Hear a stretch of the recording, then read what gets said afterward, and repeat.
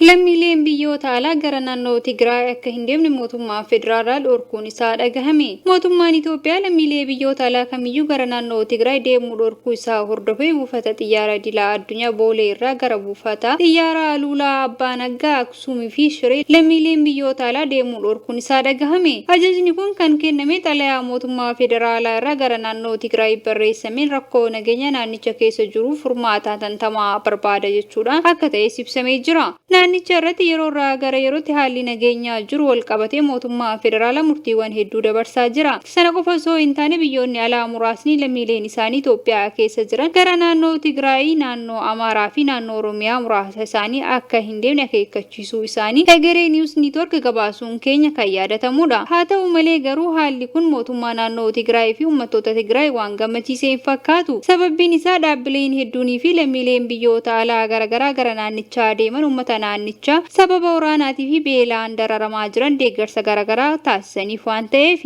murtii kana lammiileen biyya alaa kamiyyuu gara naannoo Tigraayitti akka hin deemne jechuun isaa siyaasa gadi fageenyaa qaba kan jedhan aktivistoonni naannoo Tigraay mootummaa rakkoo hiwaatii waliin qabu furuu qabaata malee lammiilee nagaa lammoota deeggaruuf gara naannichaa deemanii fi turistoota naannichaa daawwachuuf deeman dhorkuu hin qabaatu jedhanii jiru. Kunis waraanni naannichaa keessatti yeroo lammaffaaf akka banamuuf karra saaqas jechuudhaan qeeqanii jiru. Hoogganaan biiroo aadaa fi turizimii naannichaa ibsa guyyaa har'aa baaseen turistoota dabalatee lammiileen biyyoota alaa kamiyyuu mootummaa federaalaatiin gara naannichaa akka hin seenne dhorkamuu isaa ifoomsuun ergaa waliigaltee Piriitooriyaalitii asii roga turizimii naannichaa keessatti galii hir'ataa ture dandamachiisuudhaaf yeroo ammaa kana haalli hojjetamaa jiru keessatti mootummaa federaalaa murtee akkasii dabarsuun sirrii miti jechuudhaan murticha jijjiirsisuudhaaf gaafachaa jiraachuu isaanii himanii jiru.